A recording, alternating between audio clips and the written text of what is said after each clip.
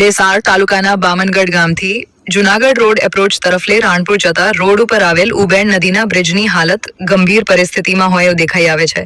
ત્યારે વિસાવદરના ધારાસભ્ય ગોપાલ ઇટાલિયા એ સરકારનું ધ્યાન દોર્યું। એ જોવો આપા વિડીયો। નમસ્તે મિત્રો, હું છું ગોપાલ ઇટાલિયા।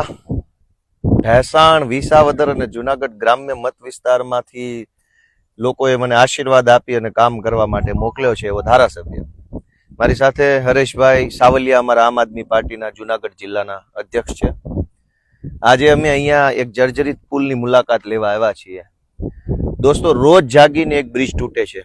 થોડાક દિવસ પહેલા ગંભીરાનો બ્રિજ તૂટ્યો, આજે માંગરોળ પાસે આવેલો બ્રિજ તૂટ્યો, હજુ નવો બ્રિજ તૂટે અને લોકોને જીવહાનિ થાય કે માલ મિલકતની નુકસાન થાય એ પહેલા ભાજપના ભ્રષ્ટાચારી માનસિકતા ધરાવતા ચોર નેતાઓ જાગી જાય તો સારી વાત છે।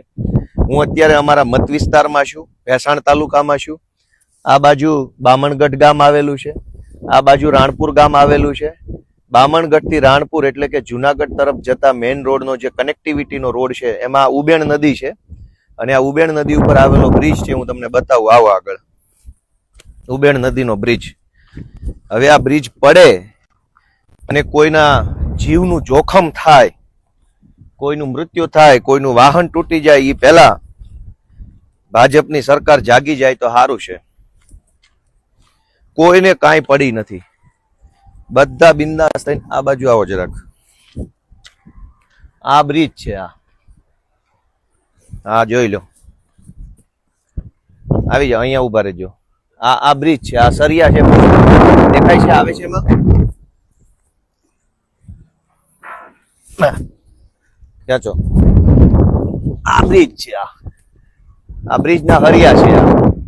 હવે આ બ્રિજ તૂટી પડશે, ભાઈ બહુ હેઠે જતા ને માથે પડશે, આનું નક્કી નહીં। ભાજપના આ બ્રિજ છે, આ જોઈ લો, આ બધા હરિયા નીકળી ગયા છે, આ હરિયો નીકળી ગયો છે। નજીક આવો જરાક, હરિયા બતાવો। બધું તૂટી ફૂટીને બધું નકામું થઈ ગયું છે। હવે આ બ્રિજ કોકની માથા પર પડે અને કઈક મકાન, બધું ભયંકર તૂટફૂટ થઈ ગયેલી છે। હા, કોઈને પડી નથી।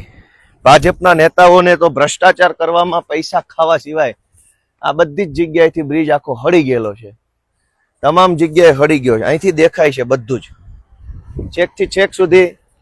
કેમેરામાં કેટલો તૂટલો દેખાય છે અલગ વિષય, બાકી નરી આંખે જોવો તો કોઈ પણ સમયે આ બ્રિજ ગમે ત્યારે તૂટે એવી પરિસ્થિતિ ગણી શકાય આપણે। પછી તો સરકારી એન્જિનિયરો સ્ટ્રક્ચરલ સ્ટેબિલિટીનો રિપોર્ટ કરે અને ચેક કરે કે આ શું છે। આ જુઓ, આ હરિયા નીકળી ગયા છે કાયદેસર, છતાંય તે કોઈના પેટનું પાણી નથી હલતું।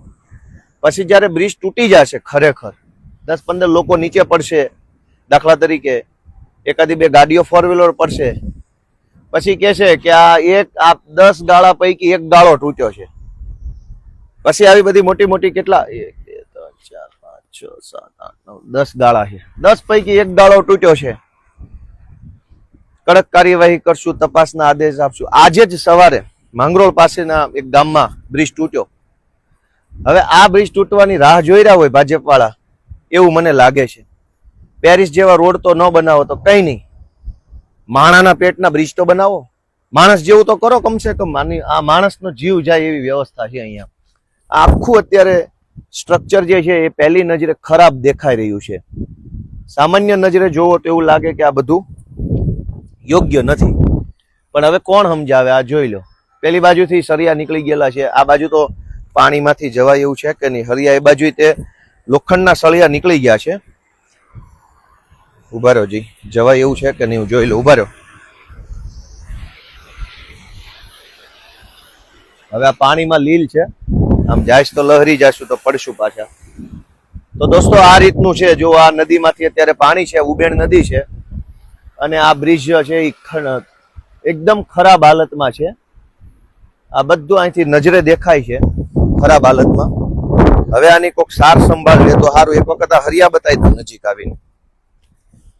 કોઈને શરમ નથી, કોઈને, ભાજપની આટલી મોટી સરકાર છે, કોઈને કઈ પડી નથી, બધા બેફિકર બનીને માણસનું મોત થાય એની રાહ જોઈ રહ્યા હરિયા છે। ક્યારે તૂટે અને માથે પડશે એનું નક્કી નથી. અને આ એકદમ ખરાબ છે સ્ટ્રક્ચર. એકદમ અહીંથી ચોખ્ખું દેખાય છે કે આ બધું હળી ગયું છે, આ સ્ટ્રક્ચર આખું. કઈ જવું નથી, હાલો ઓછા પડશે વળી. ભાજપ વાળા તો કઈ બંધાઈ દેશે નહીં. તો મિત્રો આ રીતની વસ્તુ છે અમારા મત વિસ્તારમાં. આ બાજુ બામણગઢ છે, આ બાજુ રાણપુર અને જુનાગઢ જવાનો મેઇન હાઈવે છે. ભેસાણ જુનાગઢ હાઈવે ઉપર રાણપુર ગામ છે, એટલે આ કનેક્ટિવિટી માટેનો મોટો રોડ છે. આ નાળાની આવી હાલત છે. ભાજપની સરકારમાં આત્મા જાગે, સરકારનો આત્મા જાગે, ભાજપના નેતાનો આત્મા જાગે, ભાજપના મંત્રીઓનો આત્મા જાગે એવી હું આશા રાખું છું. આ ભાજપની સરકાર કેટલા મોતની રાહ જોઈ રહી છે, કેટલા લોકો જ્યારે બલિદાન આપશે, કેટલા લોકોનો મોત થશે, પછી ભાજપની સરકારનો આત્મા જાગશે. ક્યારેક તો વહેલા જાગો, ક્યારેક તો સમયસર જાગો, ક્યારેક તો આંખ ખોલો. દર વખતે માણસ મરે, પરિવારનો માળો વિખાઈ જાય, લોકો હતપ્રભ થઈ જાય, લોકો આઘાતમાં સરી જાય, હોવા થઈ જાય, પછી જ જાગવાનું. કોઈ તો એવો સમય હશે ભાજપ માટે કે જેમાં તમે વહેલા જાગશો, અગાઉ જાગશો, સારું કરશો અને લોકોનો જીવ બચાવશો. એવું નહીં થાય. ગુજરાતની જનતાની મારી વિનંતી છે, ક્યાં સુધી આવું બધું ચલાવી લેશો? ક્યાં સુધી?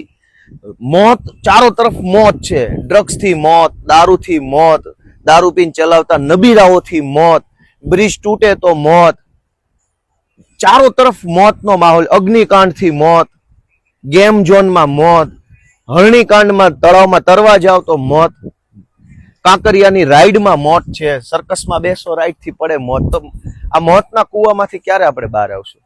લોકોને વિનંતી છે પોતાનો આત્મા જગાડો. ક્યાં સુધી આવું ચલાવી લેશો? આપણે હોટલ રેસ્ટોરન્ટમાં જમવા ગયા હોય, 4 લોકો જમે એટલે સ્વાભાવિકપણે 800-900 હજારનું બિલ આવે. મીડિયમ રેન્જની હોટલમાં 1000 રૂપિયાનું હોટલમાં જમવા બેઠા હોઈએ, એમાં 250 રૂપિયાનું પંજાબી શાક મગાવ્યું હોય ને એ શાકમાં માખી, મચ્છર, ગરોળી કે કોઈ જીવ જંતુ આવે ને તો આપણે વિડીયો ઉતારીને હોબાળો મચાવી દઈએ છીએ, જાણે દુનિયામાં પ્રલય આવી ગયો ને એટલી હદે આપણે વિરોધ કરીએ છીએ કે આ ચાલે જ નહીં. હું 300 રૂપિયા દીધા છે આ શાકના. 300 રૂપિયાના શાકમાં એક માખી આવે તો નથી હાલતું, પણ આપણે આખું જિંદગી, જો આપણી ઉપર બ્રિજ તૂટી પડે ને જિંદગી બરબાદ થઈ જાય એવા હલકી કક્ષાના બ્રિજો છે, હરિયા લબડે છે, તો જનતાને કોઈને કઈ વાંધો નથી. આખા ગુજરાતમાં આવા અનેક બ્રિજ છે તો કોઈ બોલવા વાળું નથી.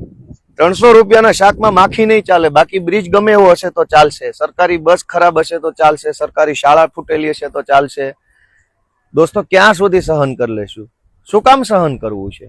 આપણી એવી શું મજબૂરી છે કે આવી ભ્રષ્ટ અને આવી હલકી માનસિકતા ધરાવતી સરકાર આપણે ચલાવી લઈએ છીએ? આપણને ગુસ્સો કેમ નથી આવતો? આપણને આક્રોશ કેમ નથી થતો? દોસ્તો, આપણા આત્માને જગાડો, મનને ઢંઢોળો કે ક્યાં સુધી આવું ચાલશે. ગોપાલ ઇટાલિયા તમને વિનંતી કરે છે, તમારો આત્મા જગાડો, ગુજરાતનો જીવ બચાવો. એ વિનંતી સાથે સૌને મારા જય જય ગરવી ગુજરાત.